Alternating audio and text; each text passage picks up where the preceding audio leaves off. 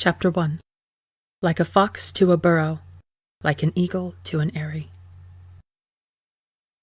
He must have had a life before this. A mother, a father, a home. Maybe sisters or brothers. But it had been so long, too long. And now all he knew was this bloody game. His hands knew no other shape than fists curled tightly around a sword, swinging eternally, finding its mark through skin and bone. They all tried to run, of course. They built walls and cowered in corners, but he always found them. Sometimes they begged. Sometimes they chose to jump from cliffs rather than face his reckoning. And sometimes they stared back at him with eyes as empty as his own and welcomed death with open arms. Those were the ones he envied the most. Technoblade never dies, they whispered around campfires and funeral pyres. He prayed that wasn't true. The voices led him to kingdoms and shires and towns. It didn't matter what they offered him in return. The voices didn't demand coin, they demanded blood. He fought for bold men and stupid men, greedy kings and starry-eyed rebels. He fought for armies doomed to fail and dragged them into the light of glory. He had lost count of how many allies he'd fought beside. After a time, their names and faces had faded into the recesses of his hazy memory. And then there was the Angel of Death.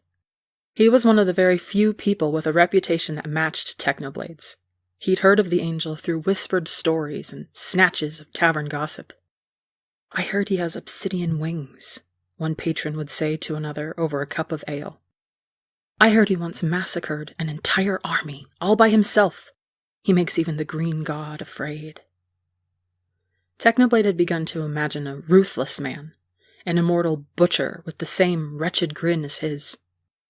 But Philza was not an avenging angel. He was just Philza. They'd met by coincidence in a land of ice and snow. It was barren, but they'd made quick work of it together. First as allies, and then as friends. Through it all, Philza had smiled instead of grinned, laughed instead of cackled. On calmer days, they'd while away time with tea and chess, and silent meditations that quieted the screaming in Techno's head, if only for a little while. "You know," Techno had said during one of their sparring matches. They had to stay in shape, of course, because peacetimes never lasted as long as people hoped. The stories never talk about this side of you. Philza had paused, a small, amused smile on his face. "Oh," he'd said. "What do the stories talk about then?" "They call you the Angel of Death." Techno dug his heels in as Philza resumed an onslaught of blows with his dulled sword. "They said you leave a path of destruction in your wake, that nothing— Ha!" Techno parried and went on the offensive. "That nothing is sacred to you." Their blades met. They pushed against each other, trying to gain an upper hand, and it was only because they were standing so close that Techno noticed the shift in Philza's eyes. A momentary coldness that was as brutal as the blizzard raging outside. It was there and gone in an instant. Light returned, and Philza laughed as he pushed against Techno's sword. "Stories are curious things," Philza said as he swung again, barely giving Techno time to dodge. "Some of them are true." He moved so quickly. Techno could do nothing but stand there as Philza rushed him with a hilt to the ribs, knocking Techno backwards onto the training room floor. Techno scrambled to his knees, but Philza was already standing over him with his sword held high above his head, his eyes glimmering with an emotion Techno couldn't place. For once in his immortal life, kneeling there in front of the first person he'd called friend, Techno felt hunted. And then Philza lowered his weapon. He smiled gently down at Techno, the soft smile Techno was used to, and offered Techno a gloved hand. "And some of them are not," Philza finished. "So, best 2 out of 3? "You're a bastard," Techno said playfully, even as the voices screamed, Run, run. He took Philza's offered hand, and pulled himself up beside the man that he was sure could have cut him in two, no matter how dulled the sword's edge was. As Philza patiently moved Techno through all the things he'd done wrong, small things like foot placement and his hilt grip being an inch off, Techno found it equal parts amusing and frightening that despite his eons of bloody fighting, it took only a few minutes of sparring for Philza to find flaws in his technique. But then again, Techno's technique wasn't particularly polished. It took only one brutal swing to fell most people. Something told him that Philza would be harder to kill than that. They conquered nations, he and his golden-haired friend. They were bathed in glory, twin gods, shining in the middle of a bloody field.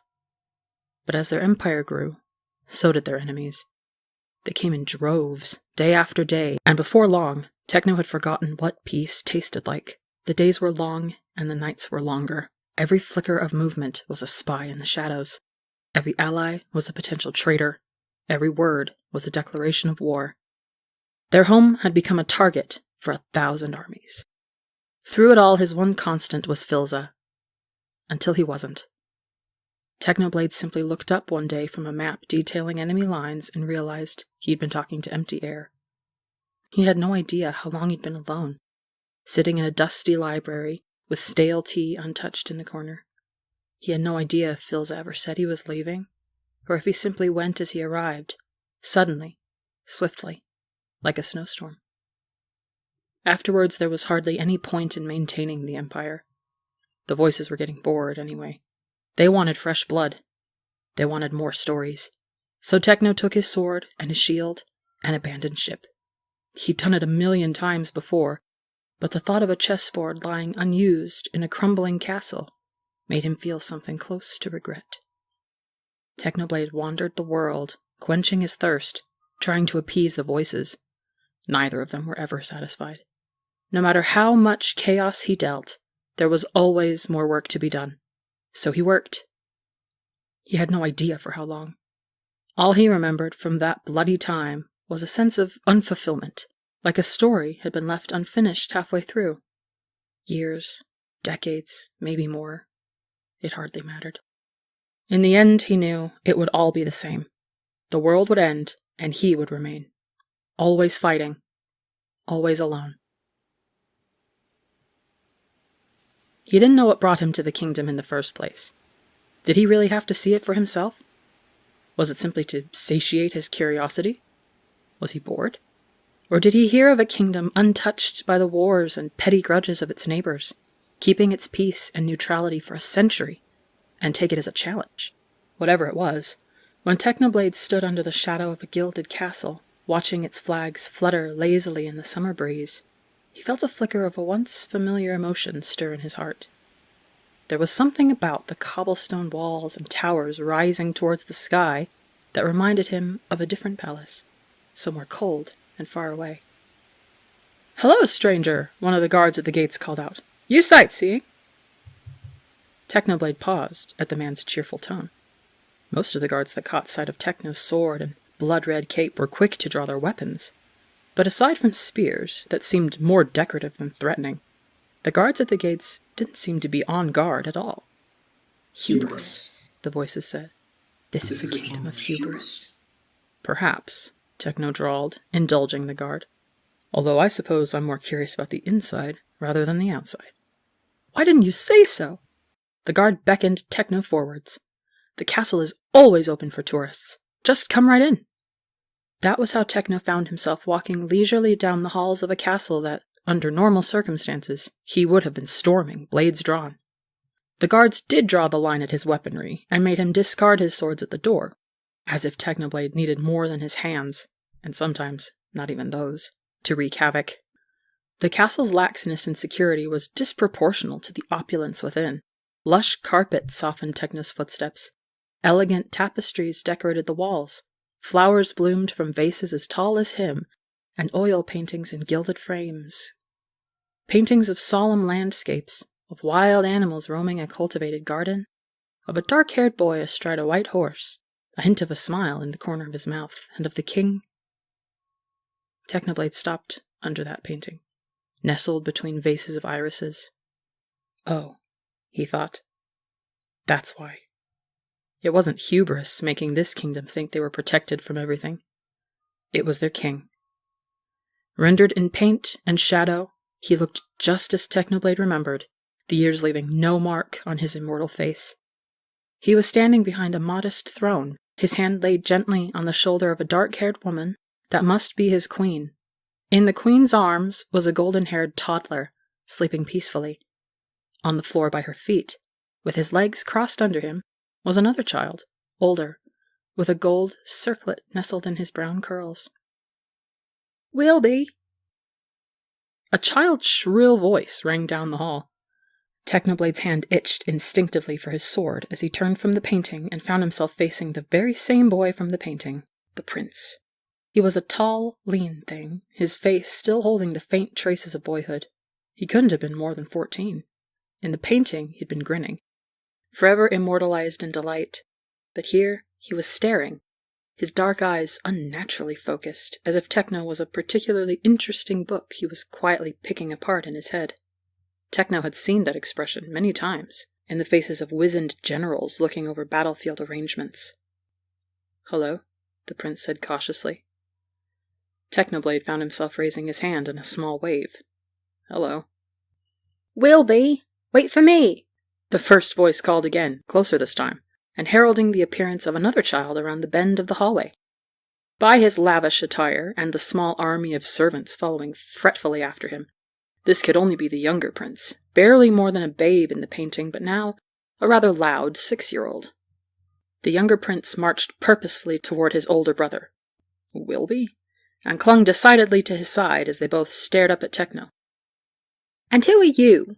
the small prince said, in what he must have intended to be a threatening tone, but he sounded only like he really was, a child. "A visitor," said Techno, unsure of what he was meant to say. "Have you come to have an audience with our father?" the older prince asked in a decidedly more level tone. "You can't," the younger prince snapped at once, tightening his hold on his older brother's shirt front. "Dad promised today was our day with him, so you can just leave now, thank you." "Tommy, calm yourself." "But Wilbur, Dad said—" "I know what father said, Tommy." The older prince, Wilbur then, not Wilby. Gods know what Techno would have said and done if the man had truly named his son Wilby. Was still staring at Techno like a vulture waiting for a dying animal to drop. "So, visitor, what is your business here?" "I have no business," Technoblade said. "I'm visiting, sightseeing, I'm a traveler." "First you are a visitor, and now you are a traveler." A smile tugged at the prince's lips. "This exchange would be much easier if we knew your name." Technoblade glanced at the servants lining the hall behind the princes, clearly in earshot, but dutifully maintaining the illusion of privacy. But if he knew their father at all, he'd know that most of those standing guard around his sons would be lethal killers. He just hadn't anticipated the arrival of a god. What would they do if they heard his name? Would any of them recognize it? Would they know what it meant to have him stand before their young princes? How long would they last against him? As he looked down at the two brothers, the voices whispered how fragile their necks must be. "Blood for the blood god," they chorused. But instead, Techno found himself saying, "My name is Technoblade?" Technoblade lifted his eyes from the young princes and found himself staring at their father. "Filza?" Filza stood at the end of the hallway, undoubtedly following the familiar cadence of his sons' voices. He glanced at them now, still standing before Technoblade like unwitting sheep waiting for slaughter. But Filza's eyes showed no fear. Instead, when he looked back at Techno, he only smiled, his face softening with a familiar relief, the expression of a man after a long, hard-fought war, seeing peace on the horizon at last. "Old friend," said Filza, "it's nice to see you again." Traitor. "Traitor," the voices clamored. Traitor. Traitor. "Father!" Wilbur's voice brought them back to reality.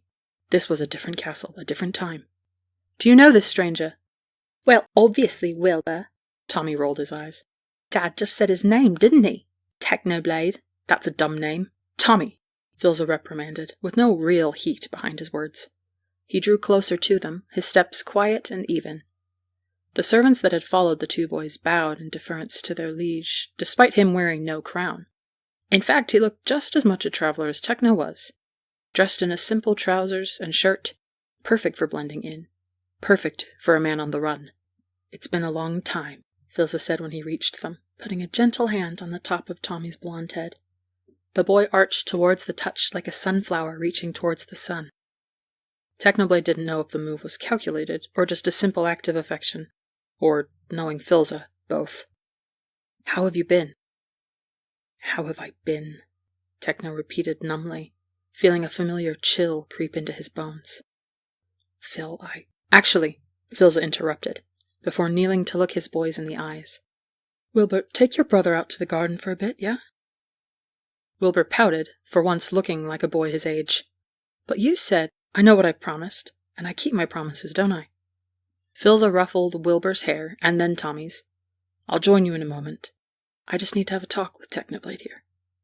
Wilbur stared at his father for a long moment, as if weighing the truth of his words, before nodding.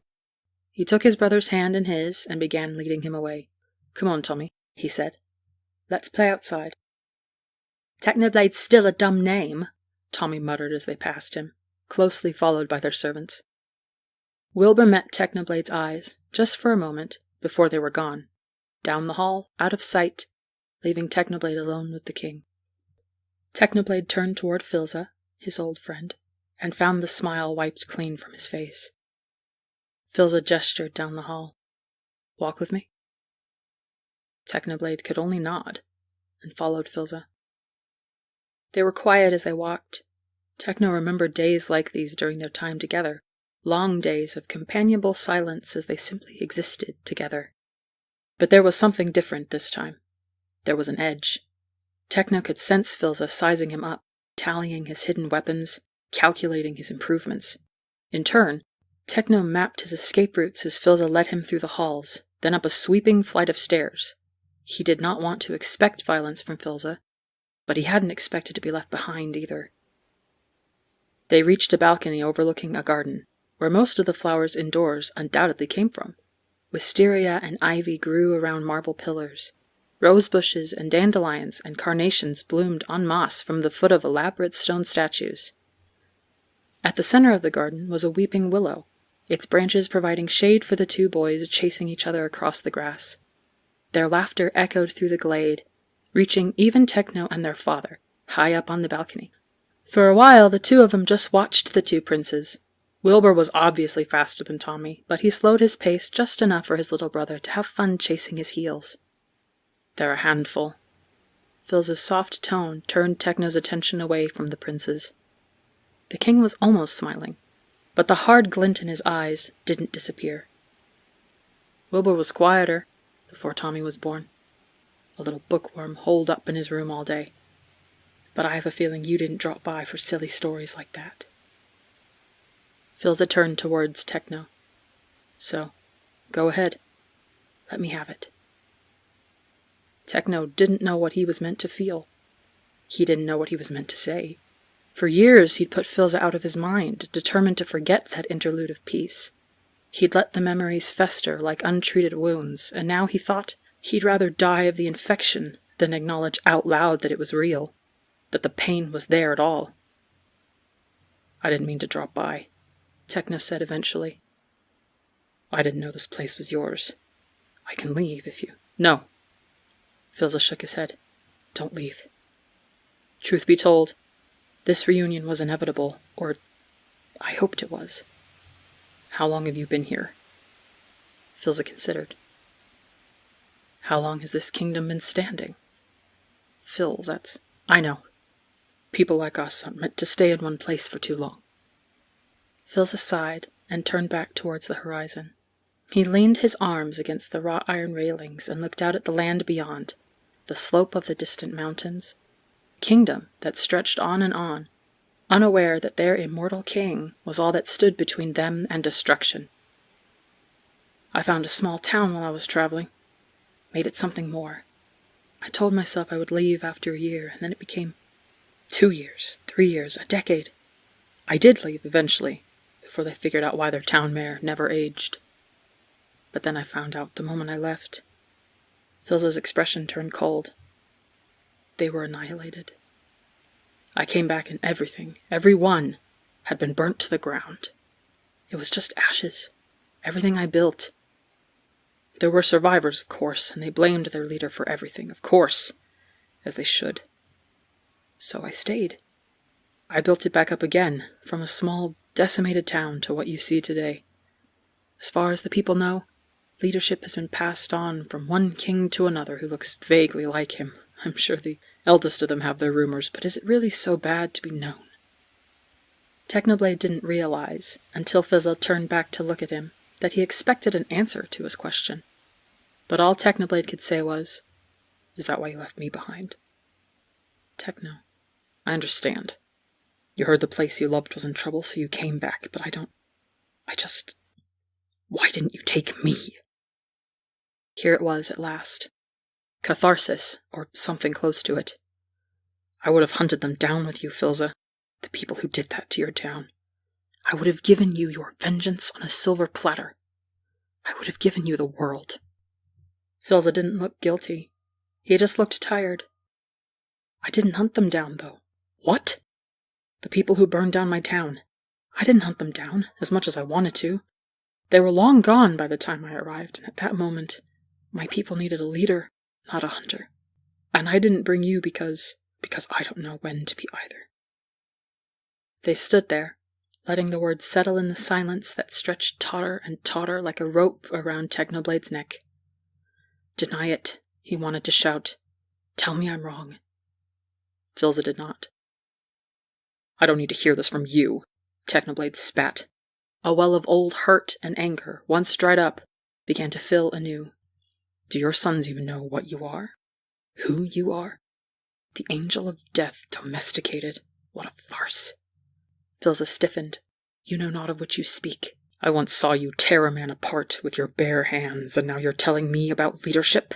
About kindness? I said nothing of kindness.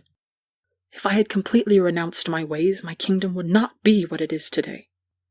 Domesticated dogs still bite.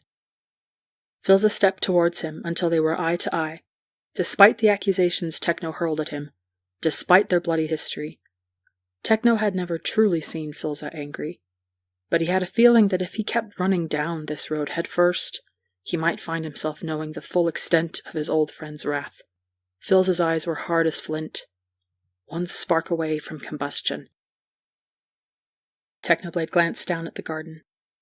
Filza followed his gaze until they were both staring back at the two boys below, who'd ceased their playing to wonder at their father and the stranger. They couldn't have heard a thing of what Filza or Techno said, but Wilbur stood with his head cocked inquisitively to the side, as if he were turning over the words. Dad, Tommy shouted. Are you almost finished? Almost, Filza called back. I'll be right down, kids. Tommy elbowed Wilbur and said something that made the other boy throw his head back in laughter. Then the two of them took off, back to their games, back to their honeyed childhood. When Technoblade turned to Phil again, the king's expression had turned considerably softer. Techno could live another 1,000 years and still never understand how easily Filza could hide his fury. I wasn't trying to settle down, Filza said, quietly now, as if he was imploring a child to stop a tantrum. His eyes were still on his sons below.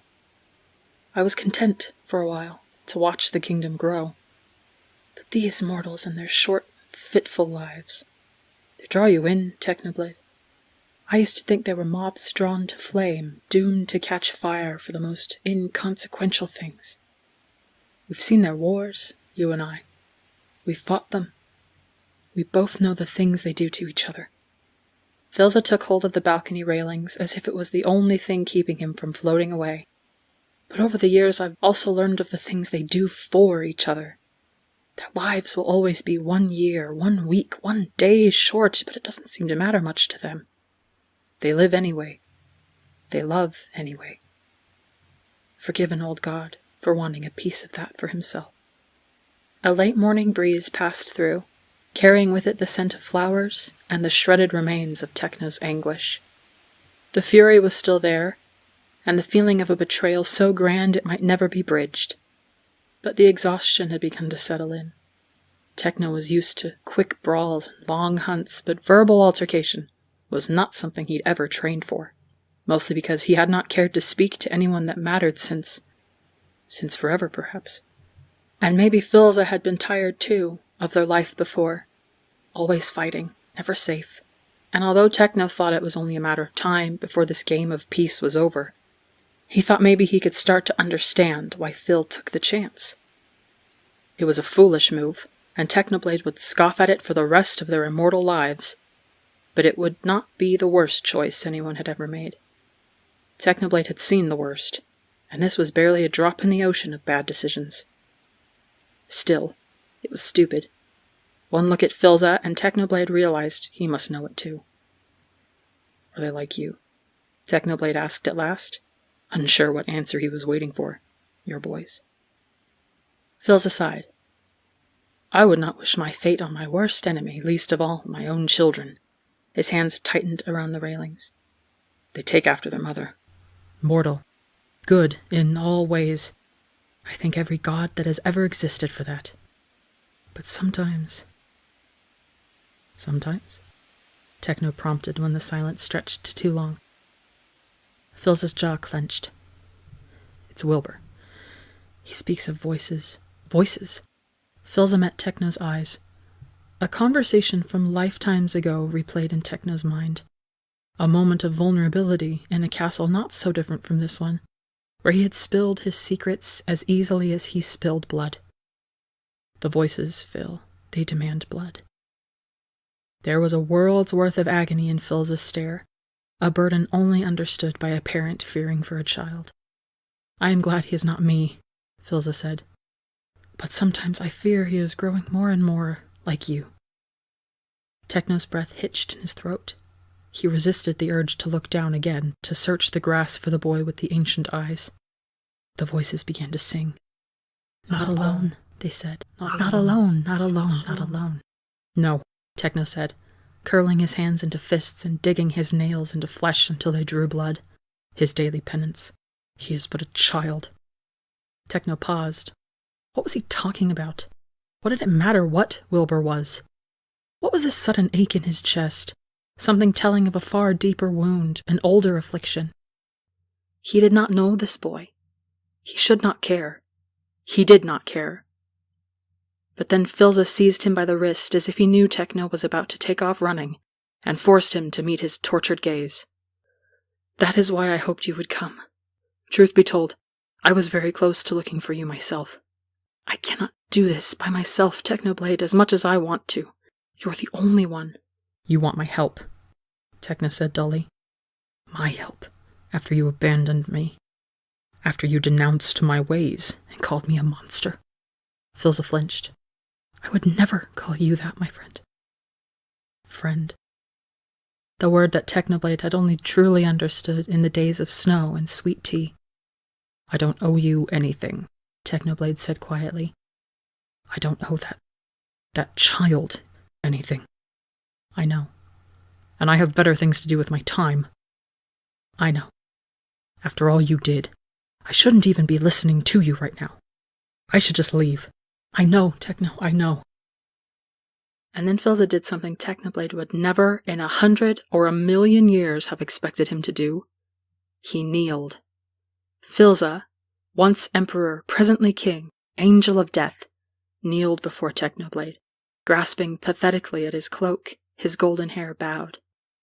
The voices were a chorus of disgust and disdain. "Oh, how the mighty have fallen." And when Philza spoke again, his voice wavered.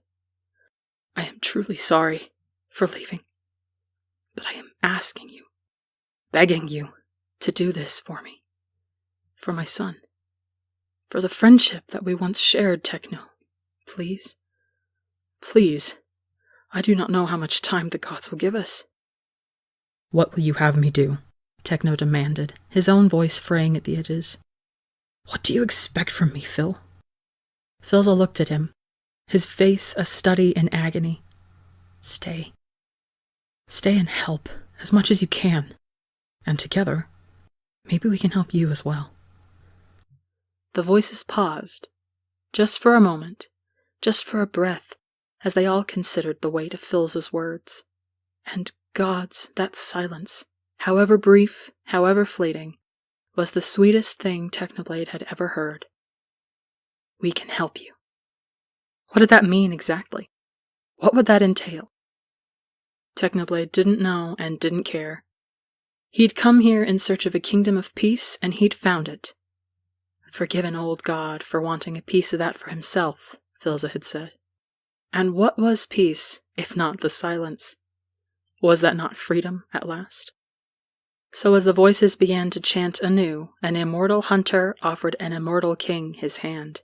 The sun climbed higher towards the heart of the sky as Technoblade pulled Philza to his feet, and they were on equal ground once more. He had no idea what he was doing, but there was no true alternative. So Technoblade met his old friend's gaze and said, "All right, you and me, one more time."